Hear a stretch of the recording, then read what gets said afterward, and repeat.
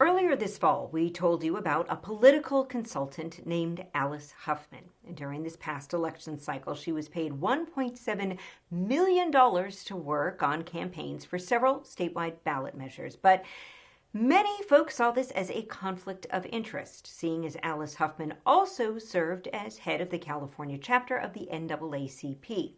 Well, earlier this week, Huffman resigned from that post for health reasons. For more on this, we go now to journalist Laurel Rosenhall of CalMatters. Laurel, it's great to have you back with us again. Thanks for having me, Alex. So let's start off with a quick recap in case folks didn't catch our previous conversation on this or don't recall. There's a lot going on in the world.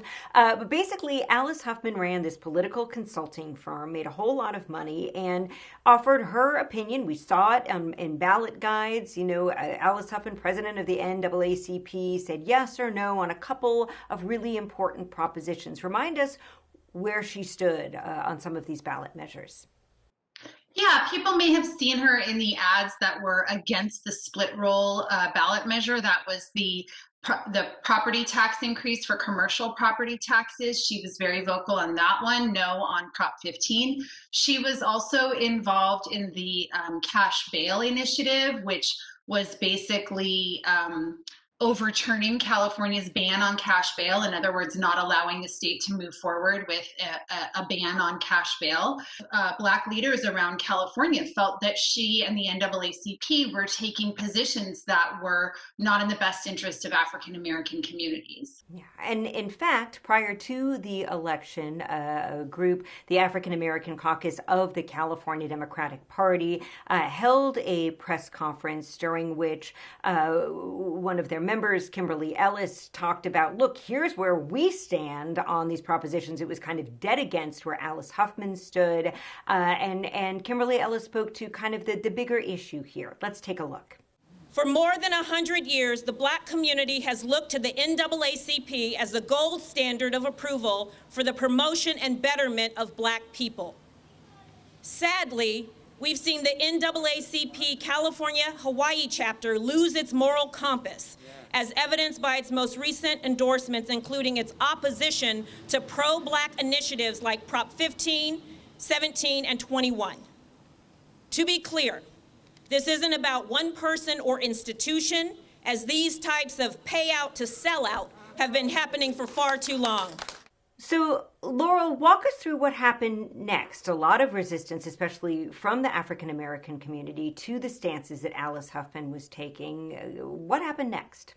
Well, there were local branches of the NAACP that were just in disagreement, including one in Santa Monica that was overtly advocating for voters to not listen to the NAACP endorsements. There was a chapter in Oakland. There was a leader in San Jose. So there were many NAACP local branches that were in disagreement with the state chapter. And some of them were contacting the national office, asking for some more information, some interventions. The national NAACP never would do an interview with me. So unfortunately, I cannot represent their position. But they did come out before the election with a bunch of policy statements. And while they didn't take positions on specific endorsements, they actually did come out with a statement saying that they support ending the use of cash bail and that they encourage cities and states to stop the use of cash bail. So that was a pretty unusual and marked contrast between what the California chapter of the NAACP was advocating and the national. Yeah, and then Alice Huffman sends this letter saying that as of the 1st of December, just yesterday, she was no longer going to be president of this Western chapter of the NAACP. What did she say in that letter? She said she was stepping down for health reasons and that she had had a long and successful career, including a very successful election season. She was happy to have helped elect a Democratic president and the first Black vice president. So she was focusing on that. And, she's had a very long career. She has been in politics for a good 50 years or more. She has, it's not surprising that she would retire. And look, Alice Huffman is in her mid-80s, so clearly this might be a time that many would think about retiring anyway. Laurel, do you have any sense of how this has resonated with people who seem to be quite frustrated with the fact that she was serving as a political consultant and making these endorsements at the same time she was chairing this chapter of the NAACP? I've seen a lot of frustrations, but also I've seen a lot of frustrations from people maybe in social media and kind of in the public. But what's really important to keep in mind is that every single ballot measure campaign that she worked on was successful. She worked on 5 campaigns, all 5 of them won. And clearly it was an effective strategy for the campaigns that were involved in terms of working with the NAACP, framing their messages around issues of racial justice and equity, which was a big part of the themes that these campaigns were using.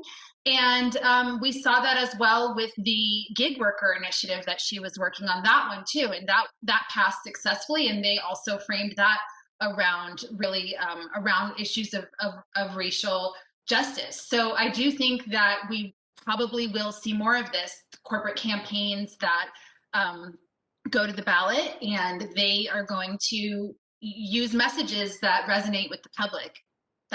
That's just, it's proven successful, and so I don't know why they would stop. Yeah, and what does that say to you? Because, especially in this day and age, there's so many different ways that information comes flooding at us. Everything from, social media to press conferences to what's printed in a ballot guide.